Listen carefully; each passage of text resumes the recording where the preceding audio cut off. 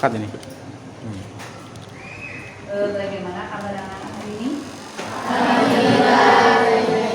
Sehat semua? Sudah kan? Sudah semua ya. Berarti untuk pertama mengawali pembelajaran kita hari ini, baiknya kita berdoa terlebih dahulu ya. Akmal, silakan dipimpin doanya. Semua siap. Sebelum belajar, marilah kita berdoa menurut agama dan kepercayaan masing-masing. Berdoa mulai.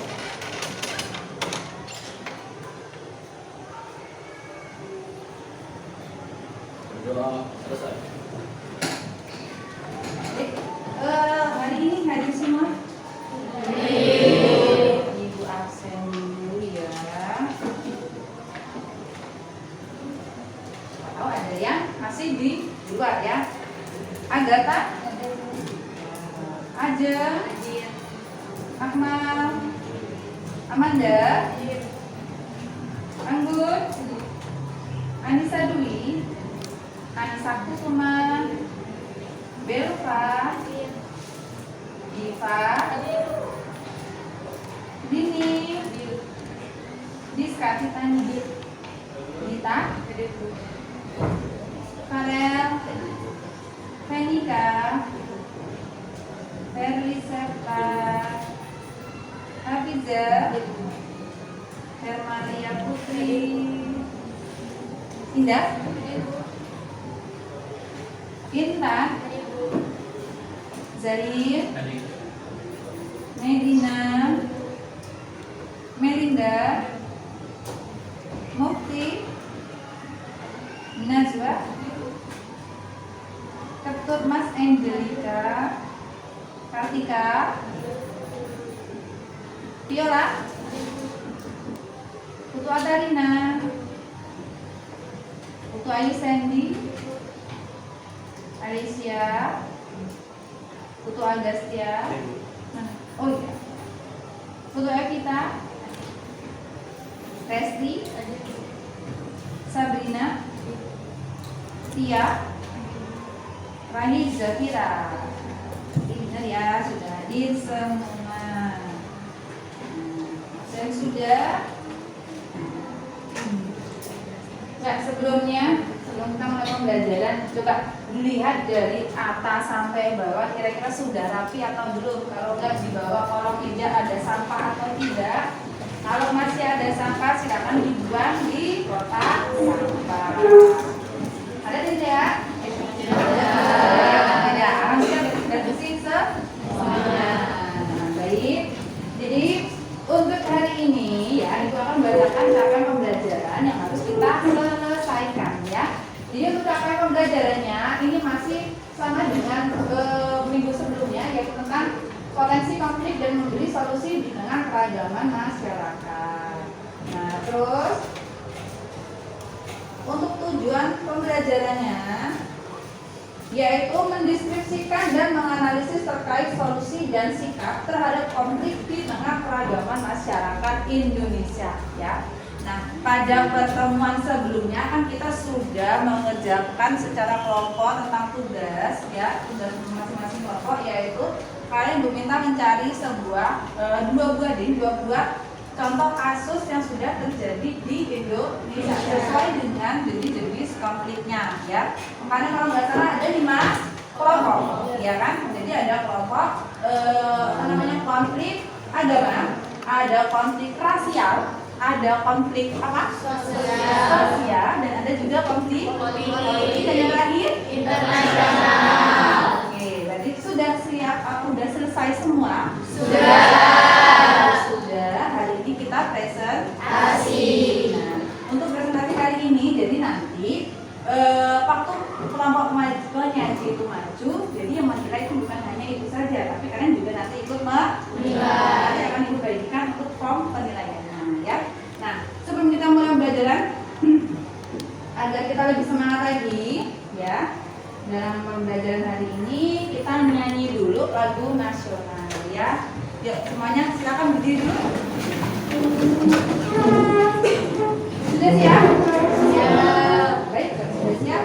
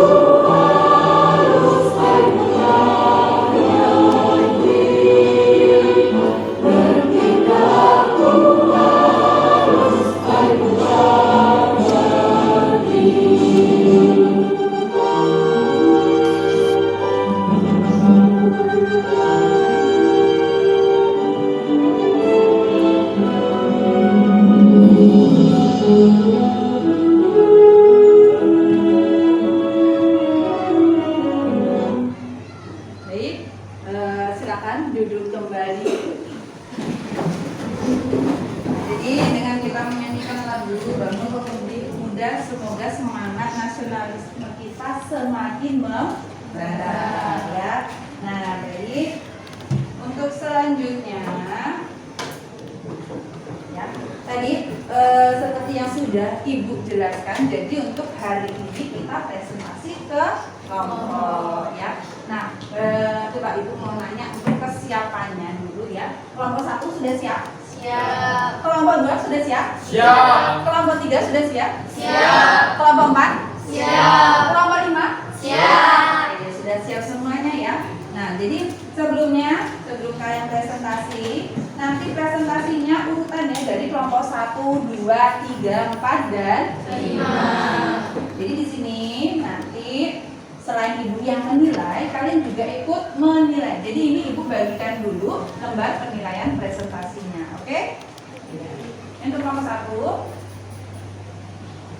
kelompok 2, kelompok 3, kelompok 4, dan terakhir kelompok 5. Nah, ini jadi Ibu jelaskan dulu nanti untuk penilaiannya. Jadi nanti waktu maju satu persatu ke kelompok, ya. Di sini tulis ya kelompok berapa nanti yang maju. Nah, yang dinilai itu yang apa? Yang pertama ada 6 poin ya. Yang pertama itu penyajian materinya. Bagaimana sih menurut kalian dari kelompok penyaji? Terus yang kedua waktu. Nah, untuk waktu ini masing-masing kelompok Ibu kasih waktu 7 menit maksimal. Jadi dari presentasi sampai dengan tanya jawab ya. Terus yang ketiga kerja sama. Nah, bagaimana nanti kalian lihat di depan kerja sama waktu menjawab atau ada yang diskusi pertanyaan tanya jawab pertanyaan ya dari masing-masing anak nanti ya. Terus yang keempat kesempatan kepada audiens. Nah, di sini kira-kira nanti kelompok penyaji memberikan kesempatan untuk kalian bertanya atau tidak, gitu ya. Terus yang kelima kesimpulan materi. Nah, nanti di akhir presentasi kelompok penyaji harus memberikan kesimpulan. Kira-kira kelompok penyaji tadi memberikan kesimpulan atau tidak? Boleh kalian nilai ya. Terus yang keenam yaitu menutup presentasi. Bagaimana sih nanti menutup presentasinya? Ya. Nah, untuk masing-masing poin nanti, nah di belakangnya sudah ada nih keterangannya skornya. Jadi skor maksimal itu 4 dan skor minimal yaitu 1. Jadi nanti kalian silakan berembuk ya. Kira-kira kelompok yang maju, kelompok penyaji itu mendapatkan nilai Oke, sudah paham? Sudah. Kalau sudah paham langsung saja ya. Kita ke kelompok 1. Ayo kelompoknya dari. Silakan maju. Waktunya maksimal 7 menit ya. Oke, silakan dilihat waktunya. Nanti kalau kira-kira sudah sudah hampir lewat 27 menit, tolong dikasih kode ya. Oke, silakan. Mulai dari assalamualaikum ya. Kita mulai dari Pak Medi. Baik, saya buka. Selamat pagi. Pagi. Saya Diva Aprionita sebagai moderator bersama rekan saya. Saya Niputra Menerima Prastuti. Saya Tia Eka Larasati sebagai pemateri. Saya Amanda Suka Amalia sebagai pemateri. Saya Putri Fida Sastra. Saya Angela Mas sebagai pemateri. Kami dari kelompok 1 akan menjelaskan tentang konflik agama yang ada di Indonesia. Kepada pemateri, silakan. Yang pertama adalah konflik agama. Konflik sertaian Kepulauan Maluku adalah konflik etnis politik yang melibatkan agama di Kepulauan Maluku Indonesia, khususnya Pulau Ambon dan Halmahera. Konflik ini bermula pada era reformasi awal 1999 hingga penandatanganan Piagam Harmoni II tanggal 13 Februari 2003. Penyebab utama konflik ini adalah ketidakstabilan politik dan ekonomi secara umum di Indonesia setelah Soeharto tumbang dan hijrah ke Malaysia mengevakuasi Salamander seusai krisis ekonomi di Asia Tenggara. Rencana pemekaran provinsi Maluku menjadi Maluku dan Maluku Utara semakin memperkecil permasalahan politik daerah yang berada. Instruksi suaranya ya, Anda lebih lantang lagi, jadi dari belakang kedengeran ya. Karena permasalahan politik tersebut menyangkut agama, perseteruan terjadi antara umat Kristen dan Islam pada Januari 1999. Perseteruan ini dengan cepat berubah menjadi pertempuran dan tidak kekerasan terhadap warga sipil oleh kedua belah pihak. Kedua pihak utama yang terlibat konflik ini adalah kelompok milisi agama dari kedua pihak, termasuk kelompok Islamis bernama Laskar Jihad dan Angkatan Bersenjata Republik Indonesia.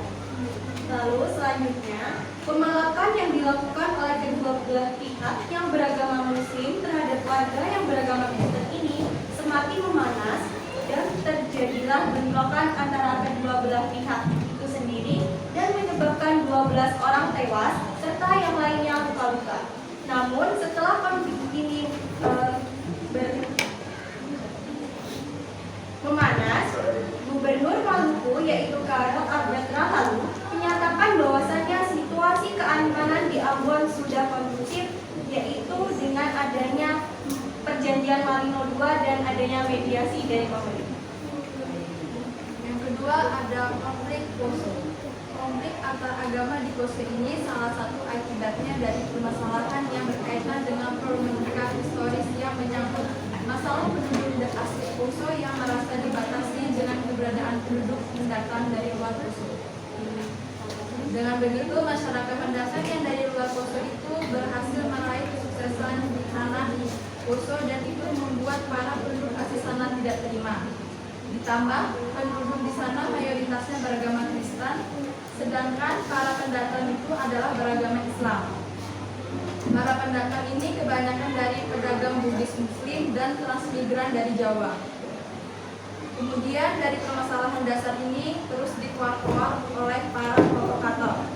Hingga tindakan pertama untuk konflik ini ialah ketika seorang pemuda Kristen yang bernama Roy Runtubisalemba menyerang seorang pemuda Muslim bernama Ahmad Ridwan di Masjid Sayo di Kecamatan Poso Kota, Poso.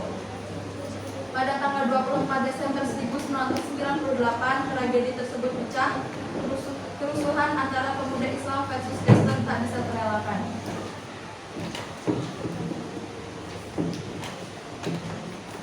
Kemudian waktu itu aparatur pemerintah masih belum bertindak apa-apa karena masih masa transisi dari munculnya Orde Baru ke demokrasi.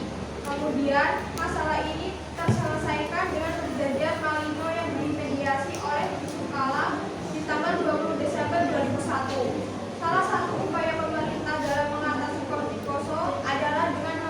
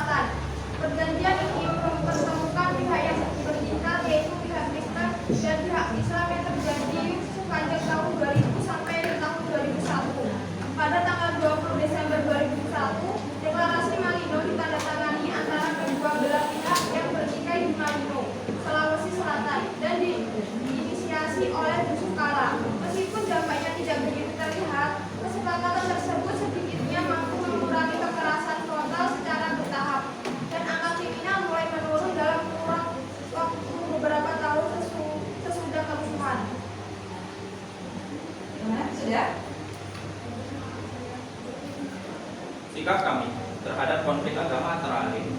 Yang pertama, sebagai masyarakat harus mempunyai rasa kehormatan antara agama satu dengan yang lain. Yang kedua, harus mempererat tali persahabatan dan berusaha mengenal lebih jauh antara satu dengan yang lain. Yang ketiga, mempunyai kesadaran bahwa setiap agama yang dianut masyarakat membawa misi kedamaian. Yang keempat, masyarakat yang baru saja pindah ke daerah lain harus berbaur atau membaur ke masyarakat sekitar. Dan yang terakhir, dalam masyarakat harus ada keadilan dan rasa ketidakadilan itu harus dihilangkan agar tidak menimbulkan rasa kebencian. Baik, sekian presentasi dari kelompok 1. Bagi audiens yang ingin bertanya, disilakan. Yuk, siapa yang mau nanya? Silakan. Silakan Meli. Izin memperkenalkan diri, nama Melinda Kira, nomor absen 22. Izin bertanya, mengapa hingga saat ini masih saja terjadi pertentangan dan konflik yang mengatasnamakan agama? Baik, izin menjawab. Ada beberapa penyebab konflik antar umat beragama. Yang pertama, mereka masih belum memahami ajaran agamanya atau menyimpang dari aturan ajaran agama masing-masing. Yang kedua, masyarakat masih mementingkan diri sendiri atau menganggap agamanya yang paling benar. Yang ketiga, masyarakat masih bertindak semaunya tanpa mengikuti kaidah yang ada. Siap, cukup. Terima kasih. Mungkin ada satu lagi ya? Ada? Silakan Sabrina. Baik, sebelumnya izin memperkenalkan diri. Nama Sabrina Putri Handriana, absen 34 dari kelompok 5. Izin bertanya, mengapa agama dapat memicu konflik di masyarakat? Terima kasih. Baik, izin menjawab, mengapa agama dapat memicu konflik di masyarakat. Konflik agama dapat terjadi karena perbedaan konsep atau praktek yang dijalankan oleh pemeluk agama melenceng dari ketentuan-ketentuan yang telah ditetapkan oleh syariat Islam. Dari situlah biasanya awal mula terjadinya konflik. Ya, semua dua, pertanyaan aja ya. Oke, silakan diberikan kesimpulannya dan segera ditutup.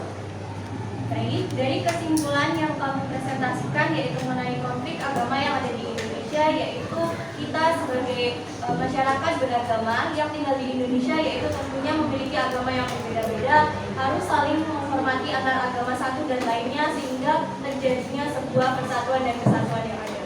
Cukup, terima kasih. Baik, sekian penjelasan dari kelompok 1 tentang konflik agama yang ada di Indonesia. Terima kasih atas perhatiannya. Saya tutup. Selamat pagi.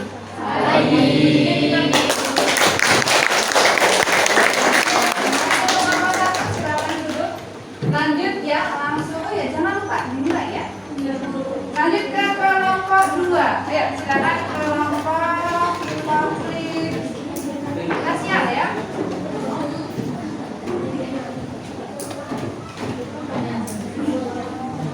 Iya, silakan.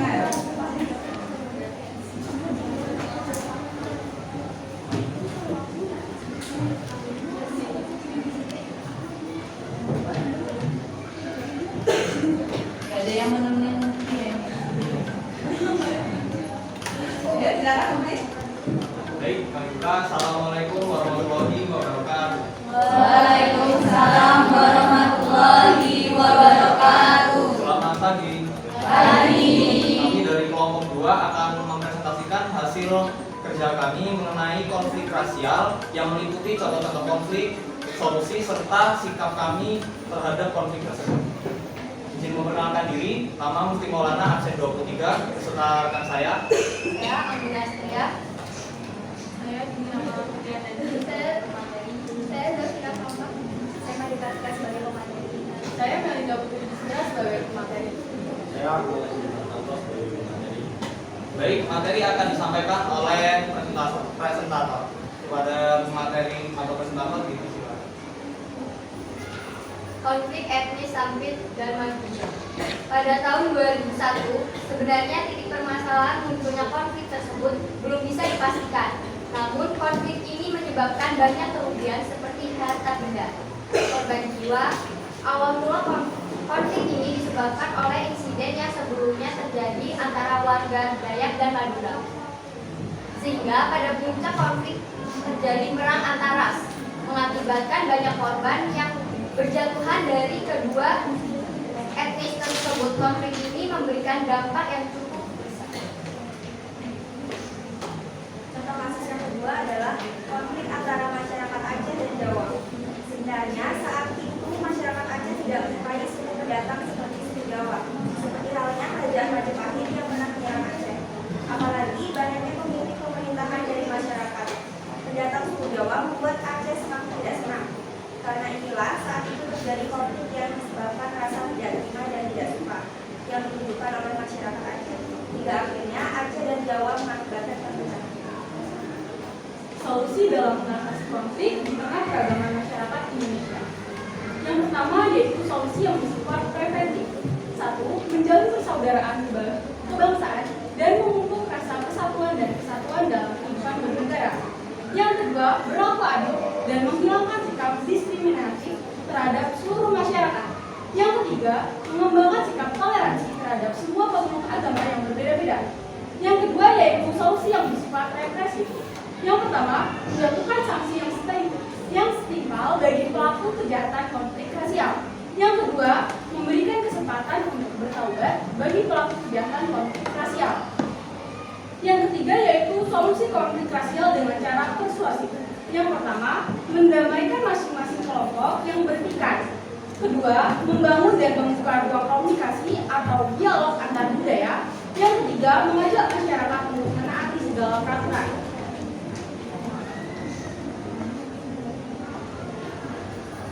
Selanjutnya, sikap kita sebagai pelajar, masyarakat, dan warga negara terhadap konflik di tengah keragaman masyarakat Indonesia.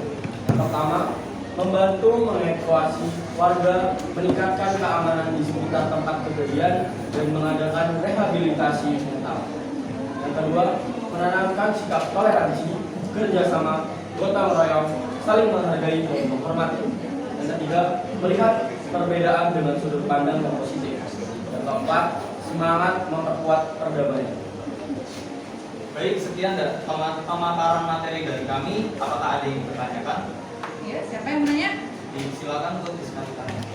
Izin memperkenalkan diri, nama bisa ditanya. Izin bertanya, apa yang dapat dilakukan masyarakat dan pemerintah untuk mencegah terjadinya konflik antar etnik, ras, budaya di Indonesia? Ya, terima kasih.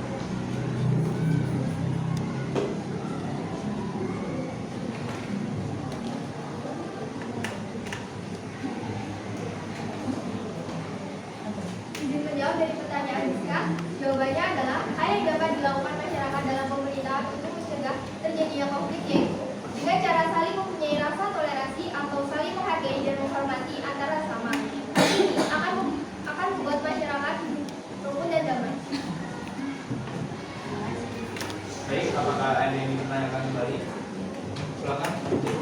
Baik, sebelumnya izin memperkenalkan diri, nama Ibu Ketua Sindikat Sudari nomor absen 25 perwakilan dari kelompok 3. Izin bertanya, mengapa masih banyak terjadi konflik dan kekerasan sosial yang bernuansa sara? Bisa cukup gimana?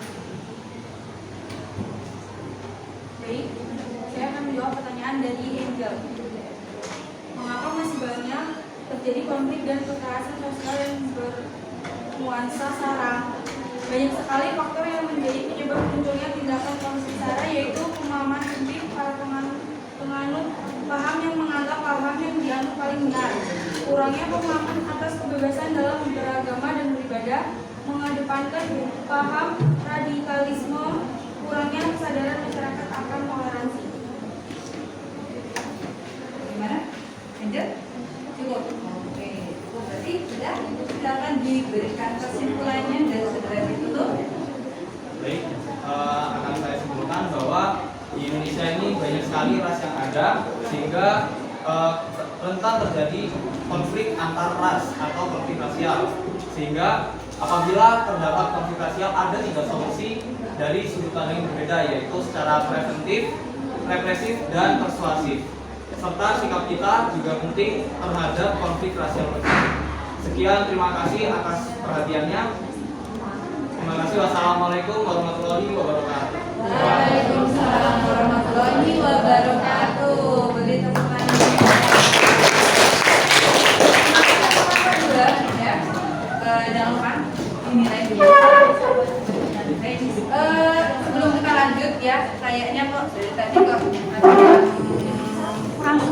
ya. Jadi biar lebih semangat lagi ya, kita ice breaking dulu ya hari ini ya. Oke?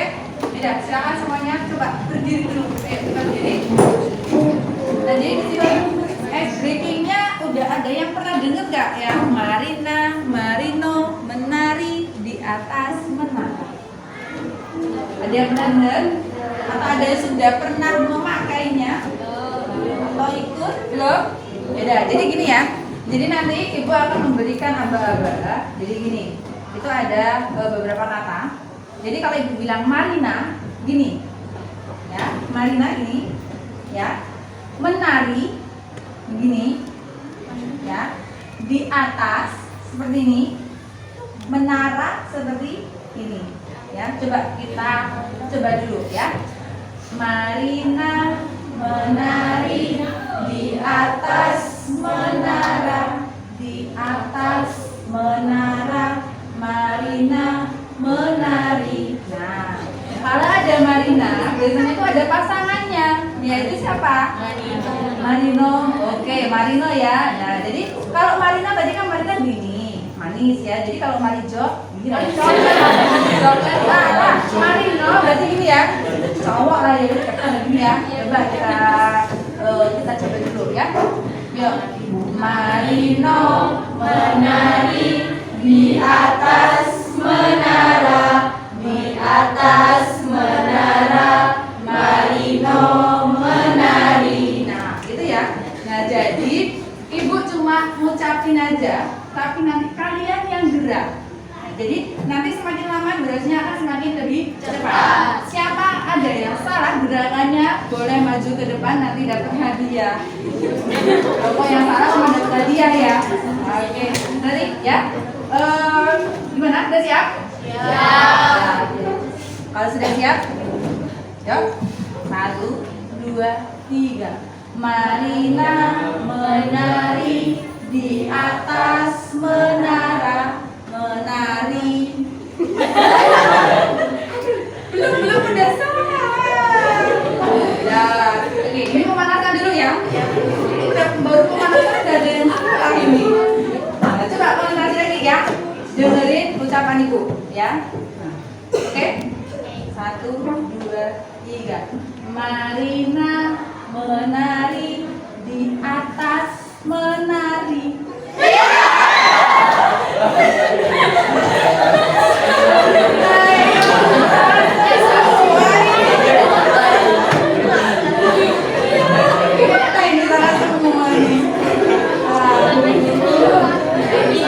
Oke, sekali lagi ya. Ini tangannya semua ini. Nanti dapat hadiah semua ini ya.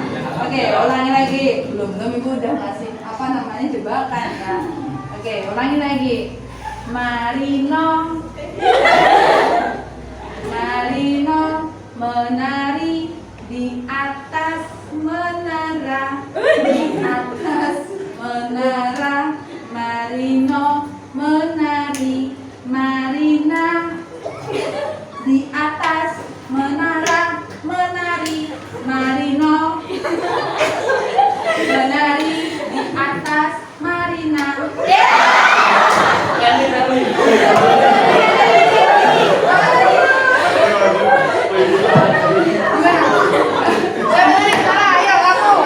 Yang salah tadi siapa? Ayo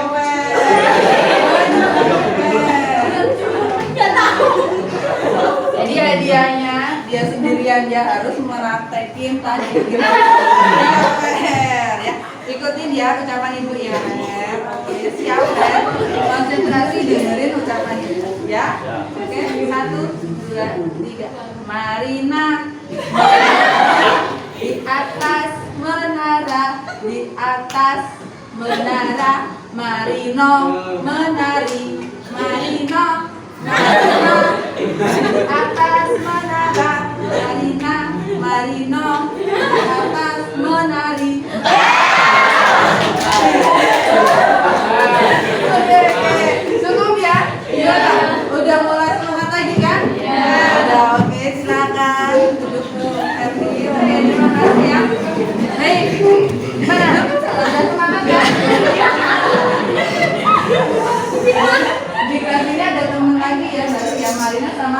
Marino. Oke, sekarang kita lanjut lagi untuk presentasinya. Semoga nanti untuk kelompok 3, 4, dan 5 lebih semangat lagi. Oke, dan silakan untuk kelompok 3. Marino.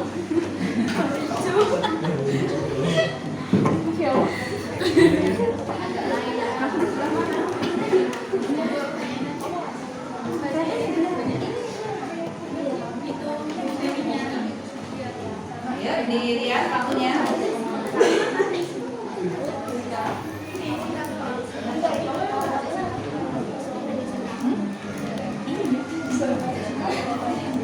Mohon perhatian. Sebelumnya, Assalamualaikum warahmatullahi wabarakatuh.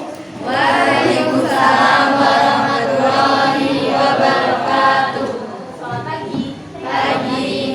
Saya Najwa Launa sebagai moderator dari kelompok 3. Di sini kami akan presentasikan hasil diskusi kami mengenai konflik sosial dan bagaimana upaya untuk mengatasi konflik tersebut bersama rekan-rekan saya.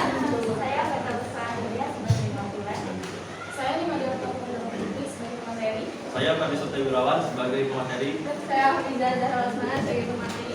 Saya Distani Tanya sebagai pemateri. Saya sebagai pemateri. Saya Raisa Dinarai. Pemateri itu silakan.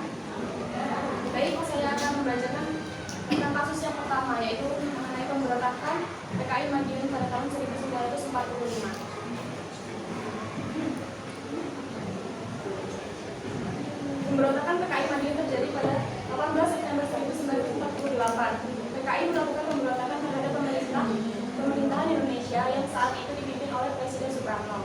Tujuan pemberontakan PKI Madiun: yang pertama, membentuk negara Republik Indonesia Soviet. Yang kedua, mengganti dasar negara Pancasila dengan komunisme.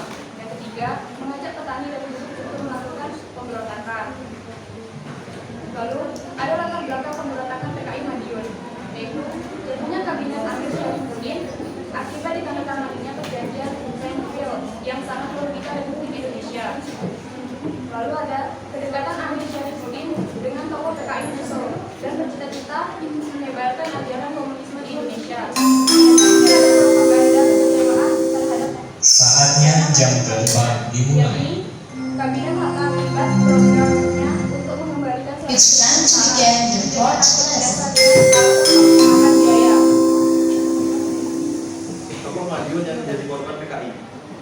Kolonel Infantri Mahmadi, Letkol Wiono, Infol Superbang, Mai Istiqlal, RM Sarjono, berpartisipasi.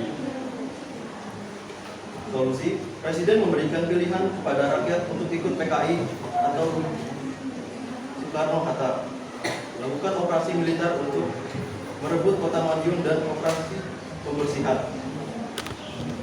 Selanjutnya adalah kerusuhan Mei 1998 adalah kerusuhan rasial terhadap etnis Tionghoa yang terjadi di Indonesia pada 13 Mei sampai 15 Mei 1998, khususnya di ibu kota Jakarta, namun juga terjadi di beberapa daerah lain. Kerusuhan ini diawali oleh krisis finansial Asia dan dipicu oleh tragedi Trisakti di mana tempat mahasiswa Universitas Trisakti ditembak dan terbunuh dalam demonstrasi 12 Mei 1998. Hal ini pun mengakibatkan penurunan jabatan Presiden Soeharto serta pelantikan B.J. Habibie. Selain di ibu kota Jakarta, peristiwa ini juga terjadi di Medan, Jakarta, dan Surakarta. Peristiwa ini terjadi akibat adanya kritik terhadap pemerintah Orde Baru dan keruntuhan ekonomi akibat dari krisis finansial Asia 1997. Hasil dari peristiwa ini adalah pengunduran Presiden Soeharto dan pembentukan Kabinet Reformasi Pembangunan di bawah pimpinan B.J. Habibie, serta kemerdekaan Timur Leste. Di dalam peristiwa ini terdapat 5.000 orang tewas. Solusi dalam peristiwa kerusuhan Mei 1998 yang pertama adalah meningkatkan sense of human rights dalam diri aparat penegak hukum, khususnya Kejaksaan Agung dan Kehakiman, dalam upaya penghapusan praktek-praktek impunitas. Yang kedua adalah mempertegas kedudukan Komnas HAM dalam upaya penegakan HAM di Indonesia.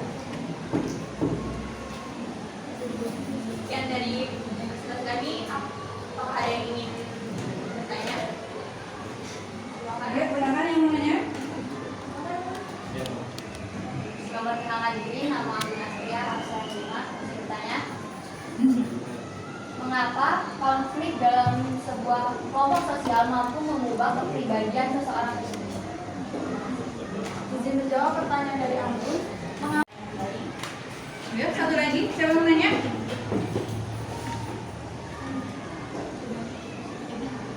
Ada? Oh ya, silakan. Sebelumnya izin memperkenalkan diri, nama saya kita dari kelompok 2. Izin bertanya, apa yang dapat dilakukan agar konflik sosial tidak terjadi? Izin menjawab pertanyaan Kanika, apa yang dapat dilakukan agar konflik sosial tidak terjadi?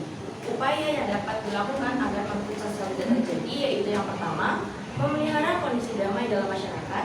Yang kedua, mengembangkan sistem penyelesaian perselisihan secara damai. Yang ketiga, meredam potensi konflik.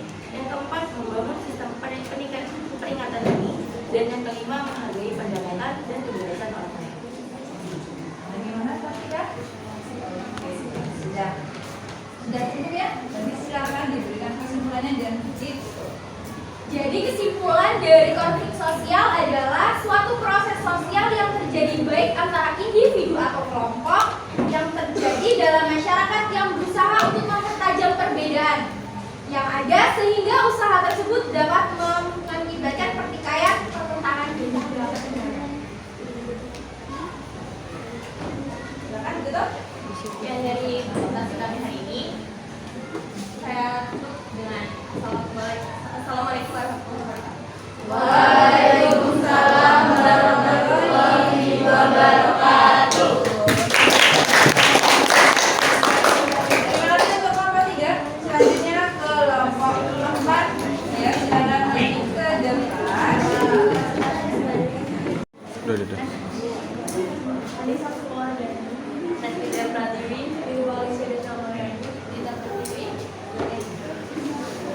Kami dari kelompok 4 akan mempresentasikan tentang konflik politik yang ada di negara Indonesia. Pada materi dan silakan. Baik, untuk konflik yang pertama yaitu kenaikan harga BBM. Sejak pemerintah memutuskan untuk mengurangi subsidi BBM yang berdampak pada kenaikan harga, berbagai kritikan dan masukan bermunculan. Kebijakan pemerintah yang menulis dulu memang menimbulkan gejolak di masyarakat. Masukan salah satunya datang dari Ketua Dewan Pengurus Pusat Komite Nasional Pemuda Indonesia, Priyanka Panjaitan. Menurutnya kenaikan harga tersebut harus dipahami bersama pada konteks yang luas. Meskipun pemerintah telah memberikan penjelasan mengenai pertimbangan dan alasan kenaikan harga BBM, namun bagi masyarakat terutama kalangan menengah ke bawah, jelas mereka menilai bahwa kebijakan tersebut akan semakin memperburuk keadaan masyarakat. Dampak BBM naik yaitu menyebabkan terjadinya inflasi yang tidak terkendali, juga menjadi pemicu berkurangnya daya beli masyarakat. Kenaikan harga BBM saat ini sudah pasti akan menyulut inflasi mengingat jumlah pengguna bahan bakar subsidi solar dan pertalite mencapai lebih dari 70%. Solusinya yaitu meningkatkan kualitas maupun kuantitas layanan transportasi publik dan mematok harga yang tidak terlalu mahal. Transisi untuk beralih pada energi alternatif yang lebih murah. Sikap kita sebagai pelajar, masyarakat, dan warga negara terhadap kenaikan BBM yaitu memaksimalkan jumlah penumpang dalam satu kendaraan. Bagi yang memiliki kendaraan atau mendapat fasilitas kendaraan bisa membuat perjanjian pergi dan pulang kerja sekolah bersama-sama. Pengeluaran harga bensin atau solar bisa lebih ringan jika ditanggung bersama-sama. Menggunakan moda transportasi non-BBM, misalkan waktu-waktu bisa dengan bersepeda atau berjalan kaki bagi yang masih kuat dan bugar, sehingga bisa menghemat pengeluaran, juga membuat tubuh kita menjadi sehat dan bugar. Yang kedua yaitu masalah korupsi. Korupsi memiliki dampak, yaitu tindakan korupsi merupakan tindakan yang sangat merugikan negara.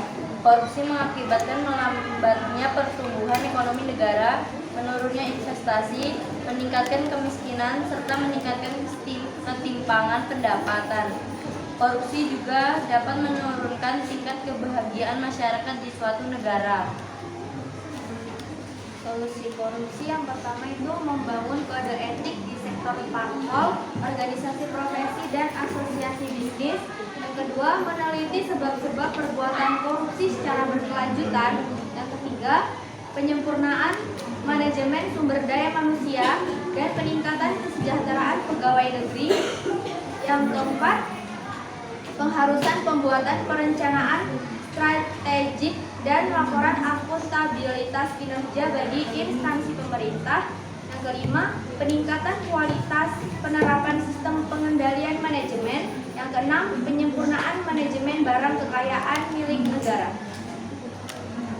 Yang terakhir adalah sikap untuk menanggulangi korupsi. Yang pertama, selalu berperilaku jujur. Yang kedua, belajar mengenai perilaku mencegah korupsi. Yang ketiga, mengetahui hukuman-hukuman untuk para koruptor. Yang keempat adalah hidup sederhana sesuai dengan kemampuan. Baik, sekian presentasi dari kelompok kami. Jika dari kelompok lain ada yang ingin ditanyakan, kami silakan. Baik, silakan. Siapa yang ingin bertanya? Maksimal 2 orang kan ya? Silakan.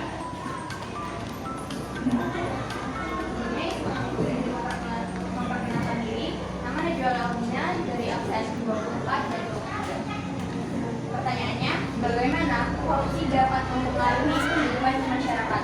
Sekian cukup, terima kasih. Baik, apakah ada lagi yang ingin bertanya?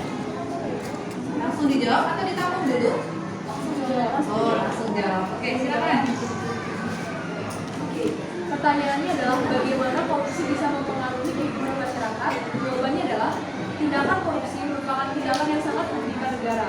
Korupsi mengakibatkan melambatnya pertumbuhan ekonomi negara, menurunnya investasi, meningkatnya kemiskinan, serta meningkatnya ketimpangan pendapatan. Korupsi juga dapat menurunnya tingkat kebahagiaan masyarakat di suatu negara. Ada lagi? Oh, iya. Lanjut, silakan. Sebelumnya izin mengenalkan diri, nama Ezra Asmar dari kelompok 1. Saya ingin bertanya, bagaimana peran mahasiswa untuk menanggulangi dampak masif korupsi yang terjadi? Baik, di sini saya akan menjawab pertanyaannya, bagaimana peran mahasiswa dalam menanggulangi dampak masif korupsi yang terjadi. Mahasiswa juga dapat melakukan peran edukatif dengan memberikan bimbingan dan penyuluhan kepada masyarakat, baik pada saat melakukan kuliah kerja lapangan atau kesempatan yang lain mengenai masalah korupsi, dan mendorong masyarakat berani melaporkan adanya korupsi yang ditemuinya pada pihak yang berwenang. Oke, baik. Terima kasih atas perhatiannya. Ya, kesimpulannya belum? Jadi kesimpulannya yaitu harus ada kerjasama antara masyarakat dengan pemerintah agar menciptakan SDM yang berkualitas serta kesadaran masyarakat untuk menanamkan sikap jujur dalam segala bidang agar menghindari terjerumusnya masalah-masalah politik. Baik, terima kasih atas perhatiannya. Jika ada salah kata kami mohon maaf. Kami akhiri, selamat pagi.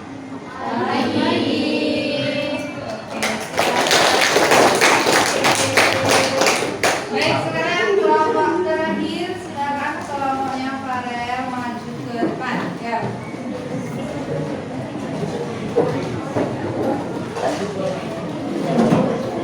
Ya, jangan lupa untuk menilai kalian yang kelompok 4 ya.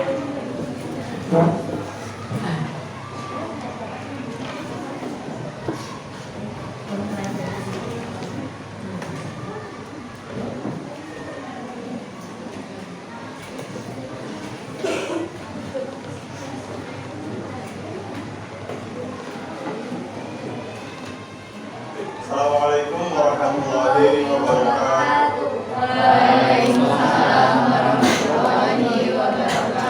Selamat pagi. Izin memperkenalkan diri, nama Farel Rabia Suryanegara. Di sini saya sebagai moderator dari kelompok 5 dan teman saya. Sebagai pemateri, Sebagai pemateri, Indah Savitri sebagai pemateri, Sabrina Putri Handiana sebagai pemateri, Ita Nurul sebagai pemateri, Edina Ludetingani sebagai pemateri. Di sini kami dari kelompok 5 akan mengangkat presentasi konflik internasional. Untuk presentasi kami, saya serahkan ke pemateri. Jadi, apa sih konflik internasional itu? Konflik internasional merupakan persengketaan yang melibatkan berbagai kelompok negara yang mana keduanya memiliki perbedaan kepentingan. Konflik yang pertama itu yaitu Israel Game of War. Sebabnya konflik Palestina dan Israel adalah keduanya ingin mendirikan negara di tanah yang sama. Akibatnya, hancurnya perekonomian negara dan timbulnya perselisihan antar umat beragama. Solusi yang pertama adalah turunkan ketegangan dan gencatan senjata. Yang kedua adalah memberikan kesempatan pada Presiden Putin untuk menggambarkan setiap kesepakatan apapun sebagai kemenangan baginya. Yang ketiga adalah kesepakatan apapun yang dihasilkan harus kredibel, berguna, dan dijamin bersama oleh Moskow dan Washington. Selanjutnya konflik yang terjadi antara Ukraina dan Rusia. Sebab demonstrasi pro-Uni Eropa terjadi karena penolakan terhadap kebijakan Viktor yang lebih memilih berhubungan dagang dengan Rusia. Pelengseran Viktor menyebabkan konflik pada Ukraina. Akibat dari konflik ini adalah krisis pangan, keterbatasan energi, dan inflasi.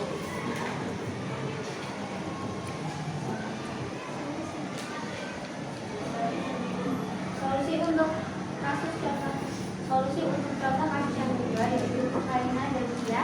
Yang pertama, menggalang dana untuk korban perang. Yang kedua, mengirim pasukan TNI untuk mendukung perdamaian atau persetujuan senjata. Dan yang ketiga, pihak PBB melakukan mediasi kedua negara. Baik, sekian dari presentasi kami. Apakah dari kelompok lain ada yang ingin ditanyakan? Sudah ada dua, silakan. Silakan untuk Mufti. Baik, izin memperkenalkan diri, nama Mufti Maulana dari kelompok 2. Izin bertanya, konflik apa saja yang pernah dialami negara Indonesia dengan masyarakat internasional? Siap cukup, terima kasih. Boleh? Baik, untuk pertanyaan Mufti ditampung dulu. Silakan untuk pertanyaan kedua. Izin memperkenalkan diri, nama saya Restida Pratiwi dari kelompok 4. Ini saya akan bertanya apa saja contoh konflik internasional.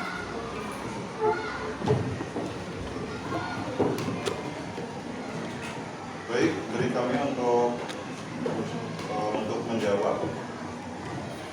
Baik, di sini saya akan menjawab pertanyaan dari Mufti, yaitu konflik yang pernah dialami oleh Indonesia dan Malaysia, yaitu konfrontasi Indonesia-Malaysia pada tahun 1963 sampai 1966.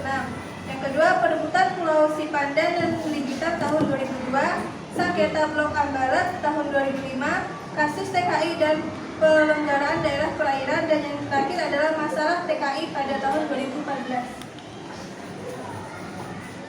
Gimana? Tadi pertanyaannya Mufti ya? Bagaimana Mufti?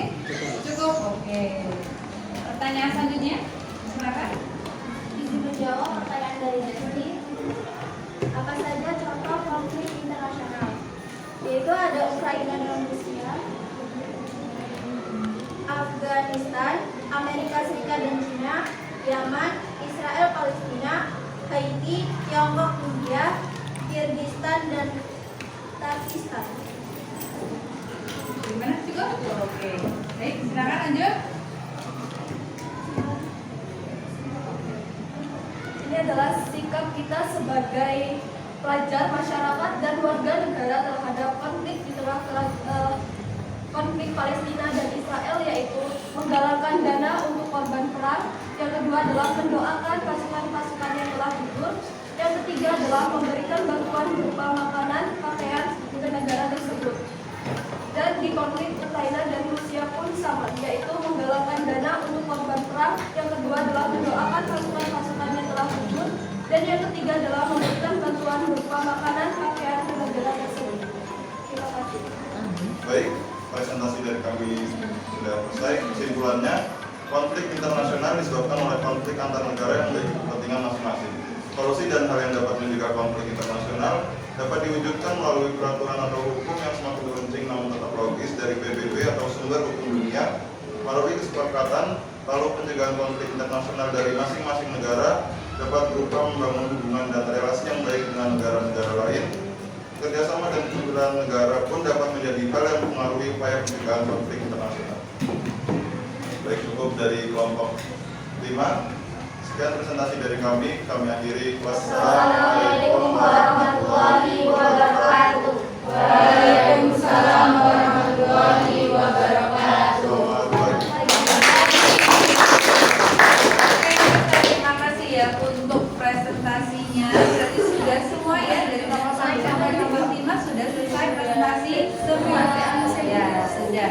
Baik. Tadi setelah dari presentasi dari kelompok yang sudah maju tadi, jadi bisa kita ambil kesimpulan ya.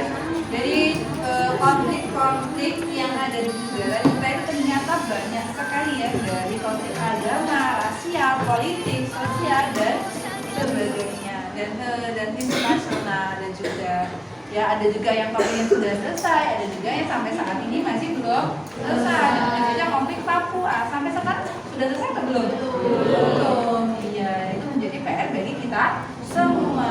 Bagaimana sih cara kita atau upaya kita untuk menyelesaikan konflik tersebut. Nah, sekarang dari presentasi kita sampai pertemuan yang sebelumnya, kira-kira ada yang mau memberikan refleksi atau tanggapannya untuk kegiatan kita?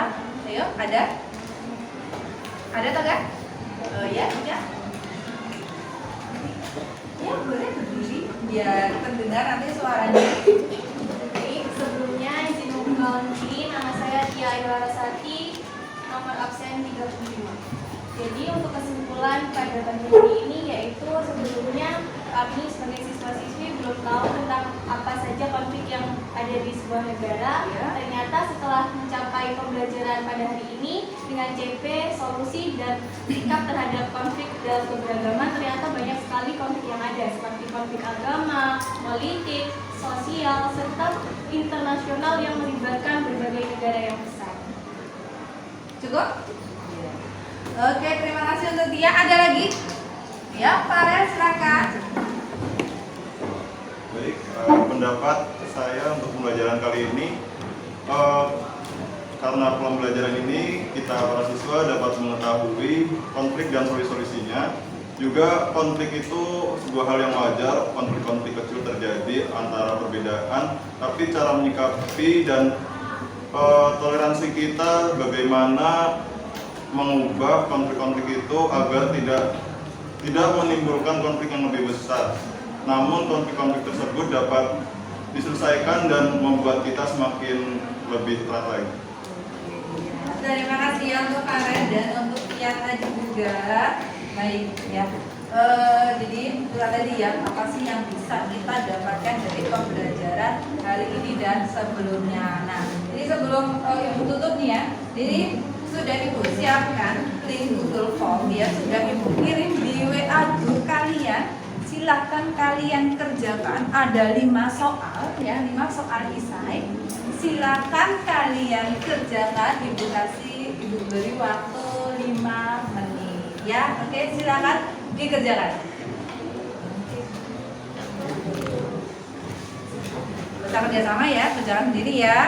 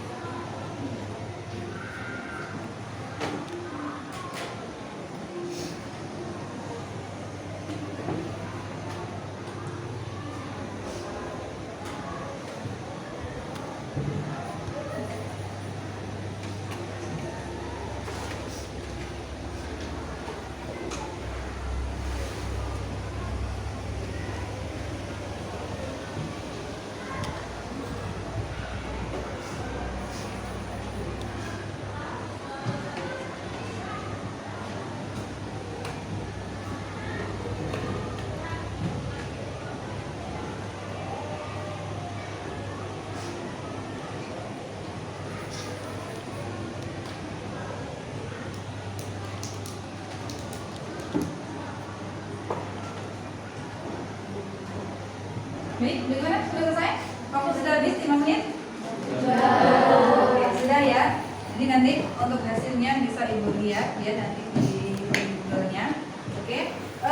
Mungkin cukup ya untuk pertemuan kali ini. Jadi materi kita sudah selesai ya untuk bab tentang potensi konflik dan solusinya. Berarti untuk pertemuan yang akan datang kita melakukan penilaian harian. Ya, siap? Siap. Berarti minggu depan semoga semuanya dalam keadaan sehat walafiat dan bisa hadir semua, bisa berangkat semua. Jadi tidak ada yang izin. Jadi kita bisa melakukan penilaian harian semuanya. Oke? Sebelum kita tutup, silakan Ahmad dipimpin untuk doanya dulu. Baik, semuanya siap. Sebelum kita mengakhiri pembelajaran kita pada siang hari ini, marilah kita berdoa menurut agama dan kepercayaan masing-masing. Berdoa, mulai.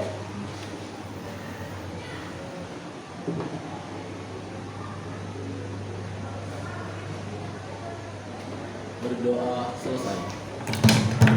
Baik, sampai bertemu lagi pertemuan yang akan datang ya. Ibu akhiri, wassalamualaikum warahmatullahi wabarakatuh. Waalaikumsalam warahmatullahi